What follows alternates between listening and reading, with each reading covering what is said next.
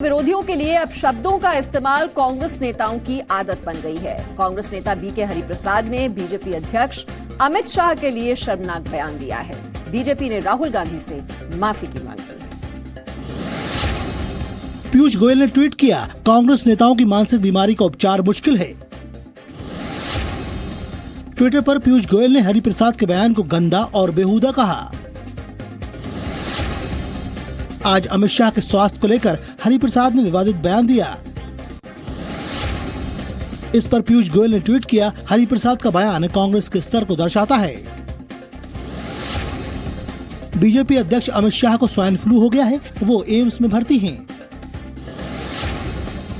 हरिप्रसाद ने कहा कि कर्नाटक सरकार को हाथ भी लगाया तो उन्हें और भी खराब बीमारी हो जाएगी। अमित शाह और गाबरी आगे ज्वर बंदिदे। ಜ್ವರ ಅಂದ್ರೆ ಕಮ್ಮಿ ಜ್ವರ ಅಲ್ಲ, ಅದು ಹಂದಿ ಜ್ವರ ಅಂತ ಹೇಳ್ತಾರೆ, ಸ್ವೈನ್ ಫ್ಲೂ ಅಂತ ಹೇಳ್ತಾರೆ. ಕರ್ನಾಟಕ ರಾಜ್ಯದ ಸರ್ಕಾರವನ್ನು ಕೆಡವಲು ಪ್ರಯತ್ನ ಮಾಡಿದ್ರೆ ಕೇವಲ ಹಂದಿ ಜ್ವರ ಅಲ್ಲ, ನಿಮಗೆ ವಾಂತಿ ಬೇದಿ ರೋಗವು ಸಹ ಬರುತ್ತೆ ಅನ್ನೋದನ್ನ ಬಹಳ ಚೆನ್ನಾಗಿ ತಿಳಿದುಕೊಳ್ಳಿ। इसके बाद केंद्रीय मंत्री पीयूष गोयल ने लिखा, जिस तरह का गंदा और बेहुदा बयान कांग्रेस के सांसद बीके हरिप्रसाद ने भाजपा अध्यक्ष अमित शाह जी के स्वास्थ्य के लिए किया है, ये कांग्रेस के स्तर को दर्शाता है। फ्लू का उपचार है, लेकिन कांग्रेस के नेताओं की मानसिक बीमारी का उपचार मुश्किल है। एक तरफ तो राहुल गांधी जी कहते हैं कि कांग्रेस प्यार की पार्टी है, मैं प्यार बांटता हूँ, ये प्यार है। इस प्रकार की भाषा, इस प्रकार से बीमारी का मौकरी करना, मजाक उड़ाना, ये हिंदुस्तान की जनता है, बहुत संवेदनशील जनता है, ये सब कुछ देख रही है। तुरंत राहुल जी को इसके ऊपर क्षमा याचना करनी चाहिए। पश्चिम बंगाल के मुख्यमंत्री ममता बनर्जी 19 तारीख को रैली करने वाली हैं। कोशिश इसके जरिए विपक्ष की ताकत दिखाने की है, लेकिन इसी क्रम में उन्होंने बीजेपी के लिए धमकी भरा ट्वीट कर दिया। मोदी सरकार पर सियासी हमला करने में मर्यादा भूली ममता बनर्जी। ट्विटर पर ममता बनर्जी ने लिखा, बीजेपी सरकार की मौत की घंटी बजाने के लिए होगी रैली। 19 जनवरी को ममता बनर्जी कोलकाता के ब्रिगेड परेड ग्राउंड में रैली करेंगी। ममता बनर्जी की रैली में विपक्ष के कई नेता शामिल हो सकते हैं। बंगाल में बीजेपी और तृणमूल कांग्रेस के बीच सीधा मुकाबला है। ममता बनर्जी ने लिखा है कि ये रैली परिवर्तन लाने में मदद करेगी। ममता बनर्जी ने आपत्तिजनक ट्वीट हिंदी, अंग्रेजी और बांग्ला तीनों भाषा में किया है। इसमें बीजेपी के लिए मौत की घंटी शब्द का इस्तेमाल है। ममता बनर्जी इस रैली के जरिए विपक्ष की एकजुटता दिखाने की कोशिश में है। माना जा रहा है कि इस रैली में अखिलेश यादव और तेजस्वी यादव भी शामिल होंगे। महाराष्ट्र के डांस बार से जुड़े लोगों को आज सुप्रीम कोर्ट से राहत मिली। हालांकि सुप्रीम कोर्ट ने महाराष्ट्र सरकार के फैसले को भी सही ठहराया है, यानी अब बार डांस तो चलेंगे लेकिन नियम कायदों में रहेंगे। महाराष्ट्र में डांस बार पर नए कानून की कुछ शर्तों को सुप्रीम कोर्ट ने रद्द कर दिया है। सुप्रीम कोर्ट ने कहा कि राज्य के डांस बार में अब शराब परोसी जा सकेगी। डांस बार का वक्त शाम 6:30 से रात 11:30 बजे तक रखा गया। सुप्रीम कोर्ट ने डांस बार में नोट उड़ाने पर पाबंदी लगा दी है, लेकिन टिप देने पर मनाही नहीं है। Indian hotel and restaurant association की याचिका पर सुप्रीम कोर्ट ने फैसला दिया है। सुप्रीम कोर्ट ने कहा कि महाराष्ट्र का 2016 का कानून वैध है, लेकिन इसमें कुछ बदलाव होंगे। आज सुप्रीम कोर्ट ने कहा कि बार गर्ल्स को टिप दी जा सकती है, लेकिन उन पर पैसे नहीं उछाले जा सकते। इसके अलावा डांस बार में सीसीटीवी लगाने की अनिवार्यता भी खत्म कर दी गई है। स्कूल कॉलेज के 1 किलोमीटर के दायरे से बाहर डांस बार का नियम भी रद्द कर दिया गया। महाराष्ट्र सरकार ने सजा को लेकर जो प्रावधान बनाए हैं, उसे सुप्रीम कोर्ट ने सही ठहराया। मेन जो कंडीशंस थी जो सरकार ने लाई थी ये डांस बार गर्ल्स को प्रोटेक्ट करने के लिए, वो एज इट इज है। वो जैसे 2-3 कंडीशंस ये है कि ऑब्स्सीन डांस बिल्कुल प्रोहिबिटेड है, वो तो इम्पोर्टेंट इशू था। सेकेंडली कॉन्ट्रैक्ट ऑफ एम्प्लॉयमेंट, अगर बार ओनर्स को किसी को एम्प्लॉय करना है तो कॉन्ट्रैक्ट ऑफ एम्प्लॉयमेंट करना पड़ेगा। एक लिकर जो परोसने का जो आदेश दिया है सुप्रीम कोर्ट ने कि that liquor can be served in the dance performance area, एक वो उन्होंने स्ट्राइक कर दिया। दूसरा एक जो कटघरा काफ़ी समय से मांग चल रही थी कटघरा खड़ा करने के लिए, वो भी उन्होंने स्ट्राइक डाउन कर दिया है। तो इन सब चीज़ों को जो हम तो बड़ी खुशी से इनको हम एक्सेप्ट करते हैं, इन सब बातों को कि सुप्रीम कोर्ट ने हमारे फेवर में दिया है। प्रधानमंत्री नरेंद्र मोदी 3 दिन के गुजरात दौरे पर हैं। वो देश विदेश से जुटे लोगों को संबोधित करेंगे। प्रधानमंत्री नरेंद्र मोदी गुजरात दौरे पर पहुंचे, वाइब्रेंट गुजरात ग्लोबल समिट 2019 का उद्घाटन किया। अहमदाबाद शॉपिंग फेस्टिवल का भी उद्घाटन करेंगे प्रधानमंत्री मोदी। पीएम मोदी थोड़ी देर में लोगों को संबोधित करेंगे। शाम में अलग अलग देशों से आए राष्ट्राध्यक्ष और डेलीगेशन के साथ विचार विमर्श करेंगे। प्रधानमंत्री 3 दिन के गुजरात दौरे पर कई कार्यक्रमों में हिस्सा लेंगे। वाइब्रेंट गुजरात समिट में देश के कई उद्योगपति भी हिस्सा लेंगे। प्रधानमंत्री नरेंद्र मोदी 3 दिनों के लिए गुजरात दौरे पर पहुंच गए हैं। मोदी ने गांधीनगर के हेलीपैड ग्राउंड में आयोजित ग्लोबल ट्रेड शो का उद्घाटन किया। मोदी अब से थोड़ी देर बाद लोगों को संबोधित करेंगे। मोदी आज शाम में विदेशी राष्ट्राध्यक्षों और दूसरे देशों से आए डेलीगेशन से भी मिलेंगे। कल PM vibrant Gujarat global summit का भी उद्घाटन करेंगे। राष्ट्रपति रामनाथ कोविंद आज कुंभ दर्शन के लिए पहुंचे। उन्होंने इसकी सफलता के लिए ईश्वर से कामना की। कुंभ पहुंचे राष्ट्रपति रामनाथ कोविंद, संगम तट पर पूजा अर्चना की। प्रयागराज में राष्ट्रपति कोविंद ने कई कार्यक्रमों में हिस्सा लिया। आज सुबह राष्ट्रपति बमरौली पहुंचे, जहां यूपी के राज्यपाल राम नाईक और मुख्यमंत्री योगी आदित्यनाथ ने स्वागत किया। कोविंद राजेंद्र प्रसाद के बाद देश के दूसरे राष्ट्रपति हैं जो कुंभ में हिस्सा लेने के लिए पहुंचे हैं। दुनिया के सबसे बड़े आध्यात्मिक मेले में हिस्सा लेने के लिए कुंभ पहुंचे हैं राष्ट्रपति। राष्ट्रपति बमरौली एयरपोर्ट से हेलीकॉप्टर से डीपीएस हेलीपैड पहुंचे। वहां से सड़क मार्ग से उनका काफिला कुंभ पहुंचा। देश के प्रथम नागरिक राष्ट्रपति रामनाथ कोविंद आज एक दिन के दौरे पर प्रयागराज कुंभ पहुंचे। राष्ट्रपति के साथ उनकी पत्नी सविता कोविंद भी मौजूद थीं। राष्ट्रपति सुबह करीब 9:30 बजे बमरौली एयरपोर्ट पहुंचे, जहां उनका स्वागत यूपी के राज्यपाल राम नाईक और मुख्यमंत्री योगी आदित्यनाथ ने किया। राष्ट्रपति ने संगम तट पर गंगा पूजा की और कुंभ की सफलता की कामना की। राष्ट्रपति रामनाथ कोविंद ने परमार्थ निकेतन में विश्व शांति यज्ञ में आहुति डाली और टॉयलेट पार्क का उद्घाटन किया।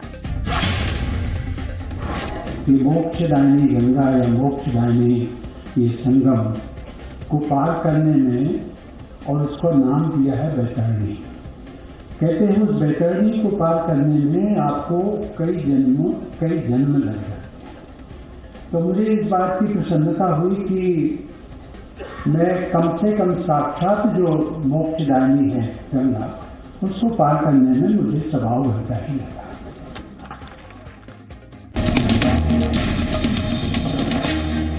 एनआईए ने आज फिर बड़ी कार्रवाई की। चिंता की बात यह है कि अब बगदादी ब्रिगेड के तार पंजाब तक पहुंच गए।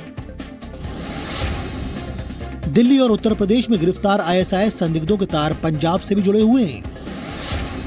यूपी के अमरोहा और हापुड़ में 7 और जगहों पर एनआईए ने कार्रवाई की। आज एनआईए ने 2 और लोगों को हिरासत में लिया। इनसे पूछताछ जारी है। आईएसआईएस संदिग्धों की तलाश में पंजाब के लुधियाना में भी छापेमारी की गई। आज यूपी के हापुड़ में तीसरी बार छापे पड़े हैं। जांच अधिकारियों को बड़े खुलासे की उम्मीद है। गढ़मुक्तेश्वर में मौलाना के घर छापेमारी के बाद 4 मोबाइल फोन और सिम जब्त किया गया। आज सुबह 4 बजे एनआईए की टीम गढ़मुक्तेश्वर पहुंची, जहां के बदरखा गांव में मौलाना नाजिम के घर दबिश दी। 4 मोबाइल फोन और सिम जब्त किए। आरिफ कमाल और अफसार नाम के 2 लोगों से पूछताछ की जा रही है। वहीं अमरोहा में आज एनआईए ने चौथी बार और हापुड़ में तीसरी बार छापेमारी की। आईएसआईएस मॉड्यूल के खुलासे को लेकर एनआईए ने आज पंजाब और वेस्टर्न यूपी में कुल 60 ठिकानों पर छापे मारे। इसमें पंजाब का लुधियाना भी शामिल है। 26 दिसंबर को एनआईए ने आईएसआईएस मॉड्यूल हरकतुल हर्ब इस्लाम का खुलासा किया था। सिटीजनशिप बिल के विरोध को बीजेपी ने राजनीतिक बताया है। बीजेपी महासचिव राम माधव ने कहा कि राजनीतिक फायदे के लिए विपक्षी दल इसका विरोध कर रहे हैं। नागरिकता संशोधन विधेयक पर राजनीतिक दलों के विरोध को बीजेपी ने सियासी करार दिया। धार्मिक आधार पर शरणार्थियों को नागरिकता दिए जाने वाले बिल का नॉर्थ ईस्ट के राज्यों में विरोध हो रहा है। नागरिकता संशोधन विधेयक 2016 में बेस ईयर को 1971 से बढ़ाकर 2014 किया गया। राम माधव का कहना है कि सिर्फ राजनीतिक फायदे के लिए कुछ पार्टियां इस विधेयक का विरोध कर रही हैं। पूर्वोत्तर के कुछ लोगों को डर है कि उनके राज्य में बांग्लादेश से आए बंगाली हिंदुओं और बौद्ध चमकाओं को नागरिकता मिल जाएगी। पाकिस्तान, बांग्लादेश, अफगानिस्तान से आए अल्पसंख्यक शरणार्थियों को नागरिकता मिल सकेगी। नागरिकता संशोधन विधेयक पर असम और पूर्वोत्तर राज्यों में राजनीतिक पार्टियों के विरोध को बीजेपी के महासचिव राम माधव ने सियासी करार दिया है। राम माधव का कहना है कि सिर्फ सियासी फायदे के लिए कुछ पार्टियां नागरिकता संशोधन विधेयक 2016 का विरोध कर रही हैं। राम माधव ने साफ किया कि असम अकॉर्ड के क्लॉज 6 को सिटीजनशिप अमेंडमेंट बिल से कोई नुकसान नहीं पहुँचने वाला। जो विरोध हो रहा है सीएबी का, उसमें कुछ लोग जेन्युइन कंसर्न के कारण विरोध कर रहे हैं, उनके प्रति हमारा सम्मान है। पर कुछ लोग केवल पॉलिटिकल एक्सपीडियंस के चलते, राजनीतिक स्वार्थ के चलते या इस राज्य में शांति को भंग करने के लिए उल्फा जैसे संगठन उसका विरोध में यहाँ राज्य में अशांति फैलाने का प्रयास कर रहे हैं। राजस्थान में स्वाइन फ्लू की दहशत फैलती जा रही है। पिछले 16 दिनों में हुई मौत के आंकड़े चिंताजनक हैं। हालांकि राज्य सरकार का कहना है कि बीमारी से डरने के बजाय वक्त पर इलाज कराने की जरूरत है। राजस्थान में स्वाइन फ्लू से अब तक 39 लोगों की मौत हो चुकी है। हरियाणा में भी इसका असर दिख रहा है। जयपुर में स्वाइन फ्लू से सबसे ज्यादा 349 पॉजिटिव केस मिले हैं। पिछले 2 हफ्तों में स्वाइन फ्लू के मरीजों की संख्या ज्यादा बढ़ी है। बीजेपी अध्यक्ष अमित शाह को भी स्वाइन फ्लू हो गया है। उन्हें दिल्ली के एम्स में भर्ती कराया गया है। स्वाइन फ्लू के पॉजिटिव मरीजों के सैंपल पूना के लैब में भी भेजे जाएंगे। स्वाइन फ्लू को लेकर लोगों में जागरूकता के साथ रिसर्च पर भी जोर दिया जा रहा है। 1 जनवरी से लेकर अब तक राजस्थान में स्वाइन फ्लू के 971 मरीज पॉजिटिव पाए गए हैं। राज्य सरकार इससे निपटने के लिए डबल एक्शन मोड में आ गई है। एक तरफ सरकारी और गैर सरकारी एजेंसियां बचाव में लगी हैं, दूसरी तरफ डॉक्टर से लेकर सैंपल कलेक्शन और रिसर्च भी कर रहे हैं। इन सैंपल्स को पूना के लैब में भेजा जाएगा। राजस्थान में डॉक्टर और पैरामेडिकल स्टाफ की छुट्टी रद्द कर दी गई है। राज्य सरकार ने कहा है कि लोग वक्त पर दवा लें। स्वाइन फ्लू जानलेवा नहीं है। हरियाणा के कुरुक्षेत्र में भी स्वाइन फ्लू का असर दिख रहा है। हालांकि अभी 2 मामले ही पॉजिटिव मिले हैं। अब क्योंकि इतने केसेस आ रहे हैं तो ये सवाल हमारे मन में भी उठा और कईयों के मन में उठ रहा है, तो उसके लिए हम सीक्वेंसिंग के लिए NIV पुणे में हम सैंपल्स भिजवा रहे हैं, जिससे कि वहाँ पे वो सीक्वेंसिंग करके देख सकें कि ये स्ट्रेन में कोई बदलाव तो नहीं है। हमने काफ़ी सारे सैंपल्स कर लिए हैं, इसमें कोई भी रेजिस्टेंट नहीं पाया गया है। सबके सब जो है टेमीफ्लू के खिलाफ सेंसिटिव हैं और असरदार है जो टेमीफ्लू दवाई है। अगर आप पुणे जाएं और सड़कों पर ट्रैफिक संभालते रोबोट दिखें तो चौंकिएगा मत। जी हां, पुणे में प्रयोग के तौर पर जल्द ही रोबोट को ट्रैफिक संभालने के काम में लगाया जाएगा। सिग्नल पर ट्रैफिक पुलिस को प्रदूषण से बचाने के लिए ऐसा रोबोट बनाया गया है। महाराष्ट्र में जल्द ही सड़कों पर ट्रैफिक संभालते दिखेंगे रोबोट। पुणे में ट्रैफिक पुलिस की मदद के लिए ट्रैफिक रोबोट बनाए गए हैं। पुणे और ठाणे के स्कूली बच्चों ने 2 महीने में इस रोबोट को बनाया है। SP रोबोटिक्स के द्वारा विकसित किए गए इन रोबोट्स का संचालन मोबाइल से किया जाता है। सिग्नल पर ट्रैफिक पुलिस को प्रदूषण से बचाने के लिए रोबोट बनाया गया है। प्रयोग के तौर पर पुणे की सड़कों पर यातायात व्यवस्था संभालेंगे रोबोट।